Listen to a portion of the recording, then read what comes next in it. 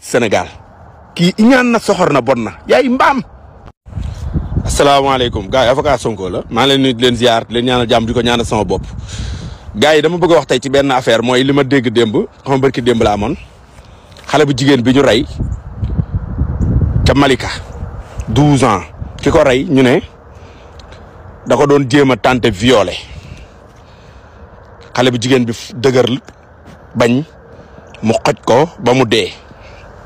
kii moo sadik yaa soxor yaa iñaan nga mel ne juróo doom nga mel ne jigéen juru la yaa iñaan yaa soxor xale 12 ans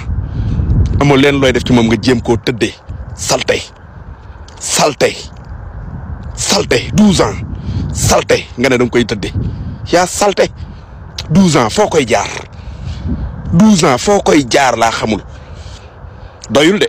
nga ne danga koy kutt ko ba mu dee xoj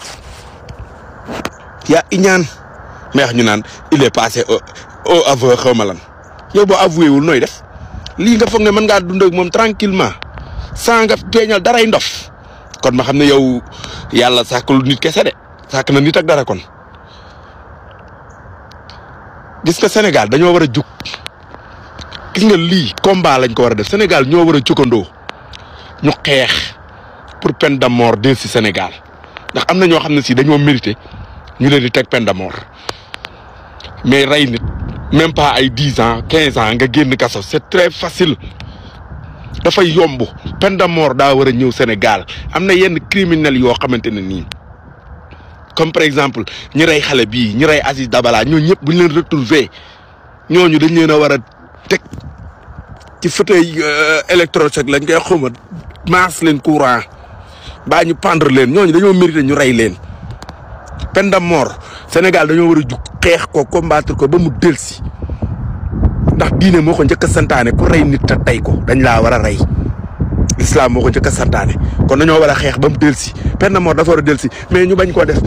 loi yooyu nga kii kaas yi saa bu ñu amee rey bu métti rek ñu mer ne peine de mort après ñu buñ seddee ñu bàyyiwaat dañoo war a jug xeex ko une bonne fois pour toutes peine de mort delsi ndax am nañ assemblée boo xamante ni jàpp naa ne bis bu ñu leen indilee loi wu peine de mort dañ koy voté ndax ñi nga xam ne ñoo ne ca bopp réew mi ay nit yi diine lañu ay nit ñoo xam ne si nit ñu bëgg bokk na doomu aadama lañu. gars yi jóg leen ñu xeex lii forcé lu député yi ñu indil ñu loi wu peine de mort delloo sil ñu ko man de dinaa ci def sama wàll. sama xaritu député bi nga xam ne moom la ma yàlla may muy l'honorable député Cheikh Thioro Mbacké dinaa ko wax ne ko ngir yàlla dimbali ñu nga porteel ñu loi bi dugalal ñu ko assemblée nationale député yi voté ko. keneen pour ku am keneen tamit wala nga am beneen yoon def ko man sama wàll boobu la peine de mort moom daa war a del ci Sénégal dafa war a ñëw Sénégal dafa war a del ci Sénégal ndax bañ ko dindee yàggut malgré kii wuñu ko woon mais bañ ko dindee yàggut 2004 xam nga 2006 lañ ko dindi ci nguuru Ablaye Wade lañ ko dindi